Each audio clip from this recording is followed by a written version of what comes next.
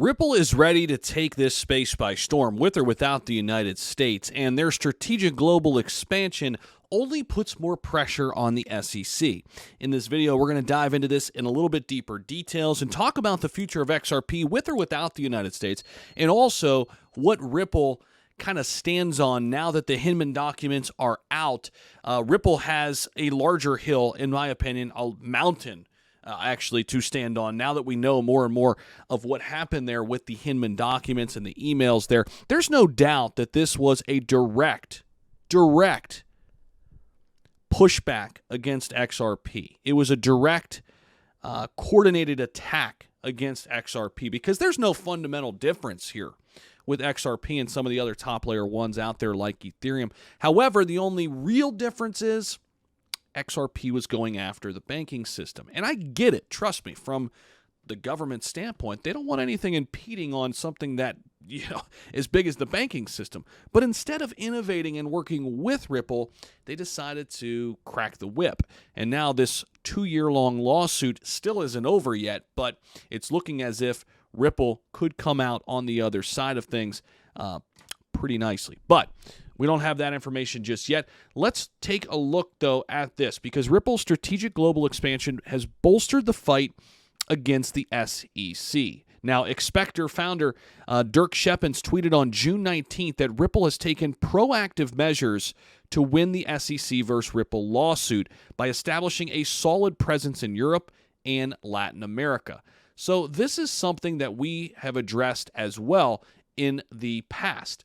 And really what we mean here is Ripple is going to survive with or without the U.S. It's just a matter of fact, right? It says Ripple's already hedging against potential no-win in SEC versus Ripple by setting a strong foothold all over Europe, all over Latin America. A win would be fantastic, but a no-win means Ripple will just continue towards market leadership in the CBDC/payment space across other continents.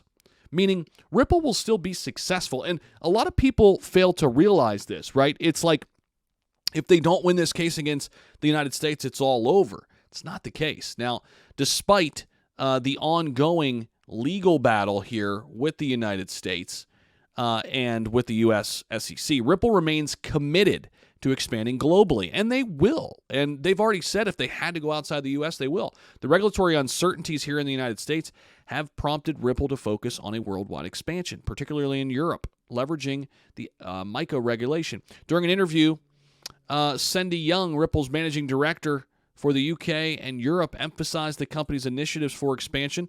Anthony Welfare, CBDC advisor at Ripple, shared the interview in a tweet, drawing attention to Ripple's ongoing efforts to expand its reach. And here's the thing. If they win, it's only going to get more bullish for Ripple. Now, Mike Belch and Scheppens, this is BitCo CEO Mike Belch, he recently shared he believes that a victory for Ripple in the legal battle could have far-reaching implications for the entire ecosystem of all of crypto, bringing about positive changes in the regulatory landscape. There's no doubt. Brad Garlinghouse has already went on record saying this isn't just about Ripple. This is about the entire crypto space, providing clarity for it. Now, according to a research report by JP Morgan published on Thursday, the recent release of the Hinman papers in the SEC's case against Ripple has significantly boosted Ethereum.